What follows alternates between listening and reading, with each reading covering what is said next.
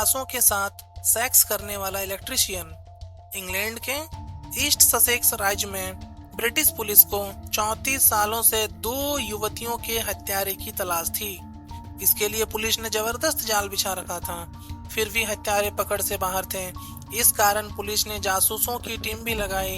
मामला 25 वर्षीय Wendy nail और 20 साल की कैरोलिन पियर्स की हत्याओं का था। उनके साथ दुष्कर्म भी हुआ था। दोनों टूकब्रिज वेल्स में रहती थी और अलग अलग वारदातों में 1987 में दोनों की हत्या कर दी गई थी। उस हत्याकांड को बैडशीट मर्डर्स के रूप में जाना गया था। नेल गिल्डफोर्ड रोड स्थित अपने अपार्टमेंट में 23 जून 1987 को मृत पाई गई थी।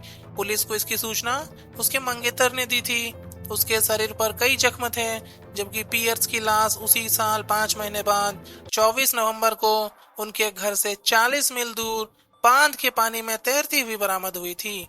उनकी मौत के सिलसिले में हुई जांच में हत्या और दुष्कर्म के जो सुराग मिले थे, उसके अनुसार मृतकों के शरीर, अंग वस्त्र, तौलिए, बेडशीट आदि से मिले एक जैसे डीएनए को सबूत का आधार बनाया गया था।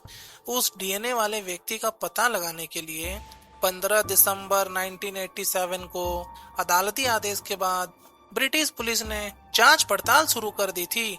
फॉरेंसिक वैज्ञानिकों द्वारा 1999 में डीएनए जांच के आधुनिक तरीके अपनाए गए थे और इसके लिए एक नेशनल लेवल पर डेटाबेस तैयार किया गया था। दोनों लड़कियों के सैकड़ों करीबियों से पूछताछ के साथ साथ उनके डीएनए की भी जांच कराई गई थी। रिश्तेदारों, दोस्तों और फिर उनके करीबियों से जांच के सिलसिले में डेविड फुलर के घर वालों के डीएनए की भी जांच हुई, जिसे हत्या के आरोप में पहले भी गिरफ्तार किया जा चुका था।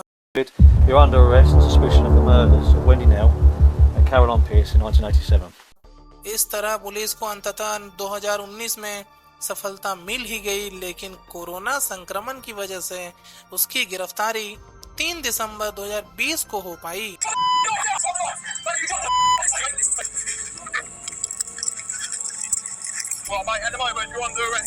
67 वर्षीय डेविड फुलर को ईस्ट ससेक्स के हीथफील्ड स्थित उसके घर से गिरफ्तार कर लिया गया था। उसका डीएनए मृतकों से प्राप्त नमूने से मेल खाता था। इसी के साथ जब उसके घर की गहन तलाशी ली गई, तब यौन अपराध का जो राज खुला, वह जितना चौंकाने वाला था उतना ही घिनौना भी था, उतना ही डरावना भी था। फुलर के अनगिनत कुकर्मों का खुलासा उसके घर और घर के कार्यालय की तलाशी के बाद हुआ। पुलिस को computer hard drive, CD, DVD और फ्लॉपी डिस्क में 14 मिलियन से अधिक अश्लील तस्वीरें भरी मिली। उनमें बच्चों की लाश के साथ अश्लील वीडियो भी थे। सभी अलग अलग फोल्डर में रखे गए थे। उन पर नाम का लेबल भी लगाया गया था। साथ ही एक डायरी में यौन अपराधों का काला चिट्ठा दर्ज था। उसी आधार पर पुलिस ने पाया कि फुलर अपनी वासना की आग बुझाने के लिए 2 मुर्दा घरों में महिलाओं की लाशों के साथ दुष्कर्म किया करता था। यह कुकर्म वह करीब 100 लाशों के साथ कर चुका था, जिनमें 9 साल की बच्ची से लेकर 100 साल की वृद्धा तक की लाशें शामिल थी। यह सब उसने तब किया था जब वह हीथफील्ड अस्पताल में इलेक्ट्रीशियन की नौकरी करता था। ये सारी बातें फुलर ने मैडस्टोन क्राउन अदालत में दोनों लड़कियों की हत्या को लेकर हुई सुनवाई के दौरान स्वीकार किया। उसने यह भी बताया कि दोनों की बेरहमी से हत्या करने के बाद उसकी लाश के साथ दुष्कर्म किया था। तभी नेल के तौलिए, अंडरगारमेंट और लार में फुलर का डीएनए पाया गया था। फुलर के जुर्म से इंग्लैंड की अदालत भी दंग थी।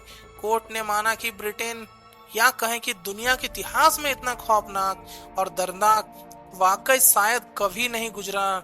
लिहाजा कोर्ट ने इस मामले को बेहद संजीदगी से लेते हुए उसे अपराधी ठहरा दिया। न्यायाधीश चीमा ग्रव ने फुलर को उनकी हत्याओं के अलावा 51 अलग अलग मामलों के अपराधों का भी दोषी करार दिया, और जिसमें 44 मामले लाशों से छेड़छाड़ के थे। साथ ही मुर्दा घरों में 78 लाशों की भी पहचान कर ली गई। उसे 2 लड़कियों नेल और पियर्स की हत्या के लिए भी दोषी ठहराया गया। कैरोलिन पियर्स का फुलर ने 24 नवंबर 1987 को उसके घर के बाहर ग्रॉसवेन पार्क से अपहरण कर लिया था। वहीं उसकी हत्या कर लाश के साथ दुष्कर्म किया था। पड़ोसियों ने उसके चीखने चिल्लाने की आवाज सुनी थी। 1 हफ्ते बाद उसकी लाश उनके घर से 40 मील दूर मिली थी, जिसकी सूचना पुलिस को एक खेतिहार मजदूर ने दी थी। पुलिस ने अदालत में बताया कि फुलर दोनों लड़कियों को पहले से जानता था। वह उसी फोटो डेवलपमेंट चेन का ग्राहक था जहां नेल काम करती थी। इसके अलावा फुलर की पियर से जान पहचान बस्टर ब्राउन रेस्टोरेंट में हुई थी, जहां वो मैनेजर थी। इन वारदातों के 24 साल बाद फुलर की सितंबर 2011 में गिरफ्तारी हुई थी। तब वो सबूत नहीं मिलने के कारण छूट गया था। उसने अदालत में बताया कि वह 1989 से 12 साल तक हीथफील्ड अस्पताल के 2 मुर्दा घरों में बिजली संबंधी समस्याओं की देखभाल के लिए अक्सर आता जाता था। वहां के रखरखाव का सुपरवाइजर था। मुर्दा घर के फ्रीजर के देखभाल की जिम्मेदारी उसी पर थी। इसके लिए उसे वहां प्रवेश के लिए निजी एक्सेस स्वाइप कार्ड मिला हुआ था। मुर्दा घर में कुल 5 कर्मचारी काम करते थे, जिनकी ड्यूटी सुबह 8 बजे से शाम 4 बजे तक की होती थी। फुलर की ड्यूटी दिन के 11 बजे से शाम के 7 बजे तक की थी। इसी कारण दूसरे कर्मचारियों के चल जाने के बाद भी वो मुर्दा घर में रुका रहता था। अपनी शिफ्ट के आखिरी 3 घंटों में ही उसने यह घिनौने काम किए थे। वैसे अस्पताल के कुली किसी भी समय नए शवों के साथ मुर्दा घर में आ सकते थे।